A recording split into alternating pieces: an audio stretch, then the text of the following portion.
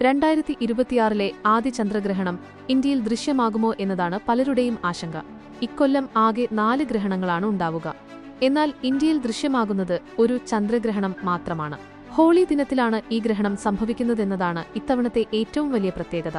ഇന്ത്യയിൽ ദൃശ്യമാകുന്ന ആദ്യ ചന്ദ്രഗ്രഹണം മാർച്ച് 3 ചൊവ്വാഴ്ചയാണ് നടക്കുന്നത്. മാർച്ച് 3-ലെ ആദ്യ ഗ്രഹണം ചന്ദ്രൻ ഉദിക്കുന്ന സമയത്താണ് ആരംഭിക്കുന്നത്. അതിനാൽ വൈകുന്നേരങ്ങളിൽ തന്നെ ഇത് വ്യക്തമായി കാണാൻ സാധിക്കും. ഗ്രഹണം തുടങ്ങുന്നതും അവസാനിക്കുന്നതും എപ്പോഴാണെന്ന് കൃത്യമായ സമയവും അധികൃതർ പുറത്തുവിട്ടിട്ടുണ്ട്.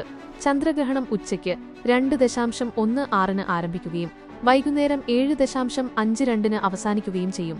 മറ്റ് ഏതെല്ലാം രാജ്യങ്ങളിൽ ഈ പ്രതിഭാസം പ്രകടമാകുമെന്ന കാര്യത്തിൽ വ്യക്തതയില്ല.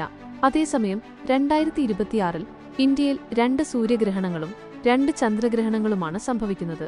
എന്നാൽ ഇതിൽ 2 സൂര്യഗ്രഹണങ്ങളും ഇന്ത്യയിൽ ദൃശ്യമാകില്ലെന്നാണ് ശാസ്ത്രലോകം പറയുന്നത്.